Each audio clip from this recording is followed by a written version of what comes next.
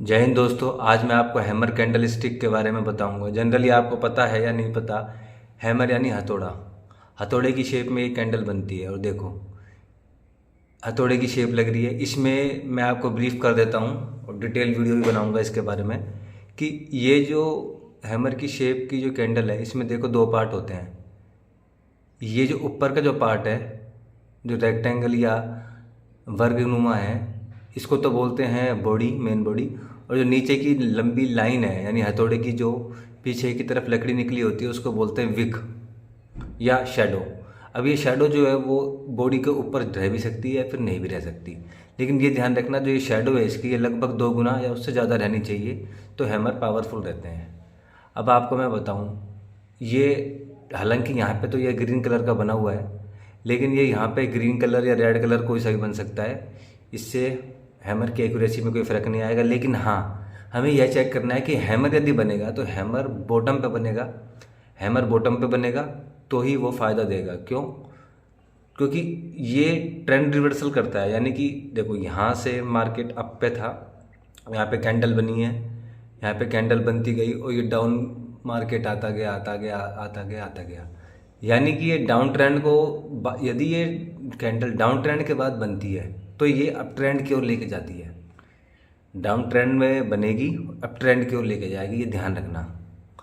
अब दोस्तों, अपन step wise समझेंगे।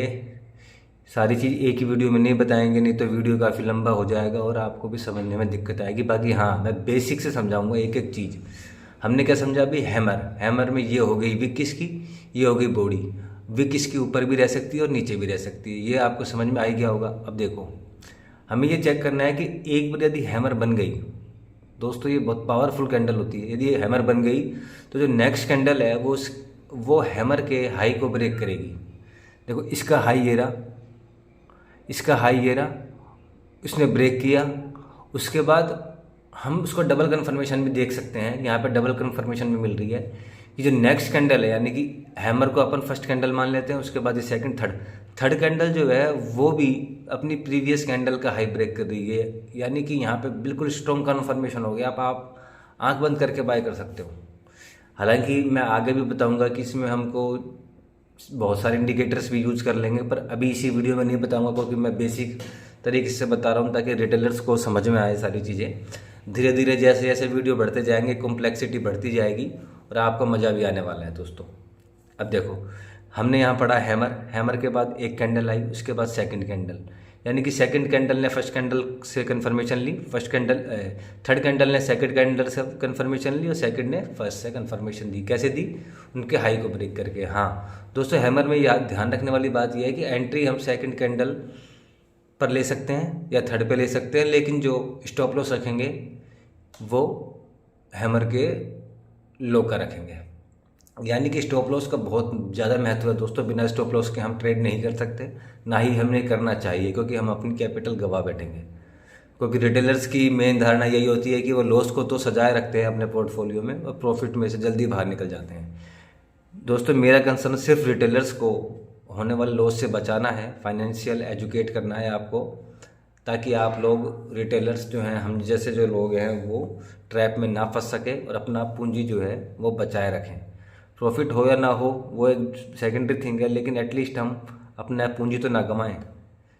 ठीक है दोस्तों, अब देखो, ये हैमर हमने देख लिया। उसके बाद देखो, यदि हमने यहाँ पे एंट्री ले ली, मैं 1 मिनट ड्रॉ करता हूँ, रुको।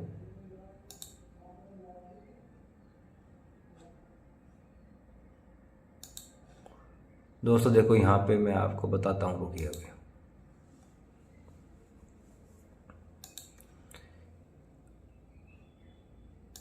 हमने यहाँ पे एंट्री ली 59 पे, सपोज करो, या फिर हमने एंट्री ली यहाँ पे 59.65 पे एंट्री ली हमने।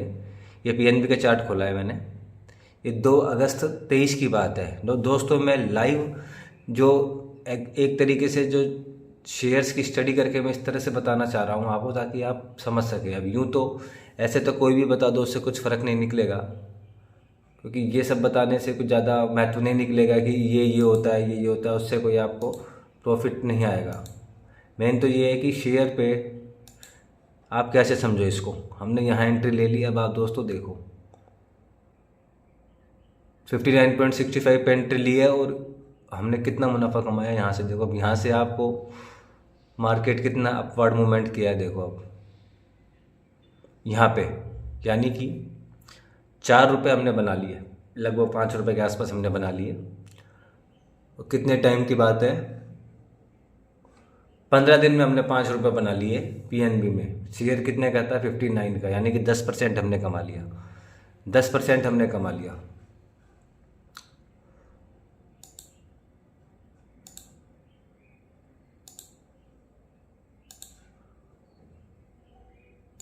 अब दोस्तों देखो 64 रुपये पे हम एग्जिट होते हैं।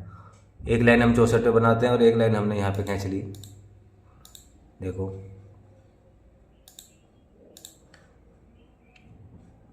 दोबारा देखते हैं।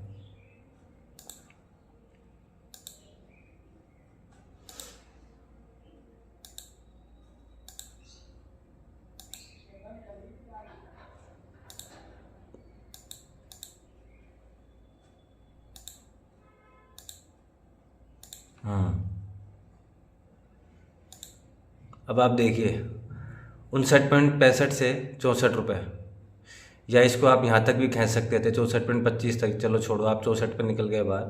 तो यहाँ पे आप दोस्तों देखिए कि आपने 4.25 रुपये कमा लिए एक शेयर में, मात्र 15 दिनों में। 4.25 रुपये कमाए आपने 15 दिनों में एक शेयर में, जिसकी प्राइस 59 रुपीज़ थी, यानी कि लगभग आपने कमा लिया 8 से 9%। और थोड़ा सा कैलकुलेशन करते तो आप 10% भी कमा सकते थे। तो दोस्तों एक चीज़ बताओ, 10% कहाँ कम है? 10% तो बहुत होता है दोस्तों। 10 दिन या 20 दिन या एक महीने में आपने 10% कमा लिया तो बहुत अच्छी बात है। लेकिन ये तो हो गई कि हमने किस तरह से पीएनबी में देखा और पैसा कमाया। लेकिन अब हमें ये सोचना है कि हैंडल की उपयोगिता कब होगी। हैंडल की उपयोगिता जब होगी जब आप मैक्सिमम कैंडल डाउन ट्रेंड में बने। जैसे मान लो यहाँ पे 2 या 3 कैंडल डाउन ट्रेंड में बनती और फिर हैमर बनता, उससे हैमर की कोई उपयोगिता नहीं थी। मैक्सिमम कैंडल बने, यहाँ पे कितनी बनी है देखो। इससे पहले 1 2 3 4 5 6 7 8 9 10 11 12 13 14 15 16 17 18 19 कैंडल बनी है डाउन ट्रेंड में। उसके बाद हैमर बन रही है। इसका मतलब कि काफ़ी सारा जो सेलर्स हैं उन्होंने अपना माल बेच दिया है और मार्केट थोड़ा सा बॉटम पे आ गया। इसका हैमर का मतलब क्या हुआ दोस्तों, ये समझो कि सेलर्स निकल चुके हैं मार्केट से और अब जो मार्केट है वो जो प्राइस है वो डाउन ट्रेंड पर आ चुका है। अब यहाँ से तेज़ी होने की और संभावना, क्योंकि यहाँ से बायर एक्टिवेट होंगे। तो दोस्तों ये हो गया। लेकिन हमें ये भी ध्यान रखना है कि सिर्फ कैंडल स्टिक को ध्यान में न रखते हुए हमें ट्रेड नहीं करना है। इसके अलावा हमें इंडिकेटर्स पे भी फोकस बनाना होगा। लेकिन इंडिकेटर्स जो हैं, इंडिकेटर्स के बारे में मैं आपको डिटेल बताऊंगा और कैंडल्स को इंडिकेटर के साथ मर्ज करते हुए बताऊंगा। ये लगभग 200 वीडियोस की मेरी सीरीज होगी, जिसमें एक एक चीज़ मैं स्टेप बाय स्टेप बताऊंगा आपको। लेकिन दोस्तों इसमें ये और ध्यान रखना है कि जब ये हैमर बनेगा, ये जो हैमर यहाँ बनेगा, मैं एक बार इसको रिमूव कर देता हूँ, ट्रेंड लाइन्स को रिमूव कर दिया है। ये जो हैमर बनेगा दोस्तों, इस हैमर की जो सिग्निफिकेंस होगी ये बॉटम पे ही होगी। इस हैमर की सिग्निफिकेंस, यदि हैमर आप पर्टिकुलर उस पिन, ये पिन मानो एक तरीके से, जापानीज़ हैं, जापानीज़ नेम है, इनको आप पिन मानो। और इस पिन को आप सिग्निफिकेंस जब ही होगी जब ये बॉटम पे बनेगा। यदि ये टॉप पे बनेगा तो इसकी सिग्निफिकेंस वो दूसरी चीज़ है, वो मैं आपको बताऊंगा। ये हैमर बन गई, इसकी सिग्निफिकेंस जब होगी जब ये बॉटम पे होगा, तभी यह अप ट्रेंड लाएगा, तभी यह तेज़ी लाएगा। तो हमें यही देखना है। मैंने आपको ये सब चीज़ें बता दी। और शैडो जो है वो 2 गुना से ज़्यादा होनी चाहिए। ठीक है दोस्तों, इस वीडियो में मेरा कंटेंट इतना ही है। इसके अलावा मैं आपको इसमें जो जितने भी इंडिकेटर्स हैं, इंडिकेटर के साथ आप कैंडल स्टिक को कैसे ट्रेंड करोगे या फिर जो चार्ट पैटर्न्स बनेंगे उसके अकॉर्डिंग आप कैसे करोगे वो भी मैं बताऊंगा। धीरे धीरे चलेंगे, स्टेप बाय स्टेप चलेंगे, ताकि आपको परेशानी ना हो और आप शेयर मार्केट को तसल्ली से सीख पाएँ। थैंक यू दोस्तों।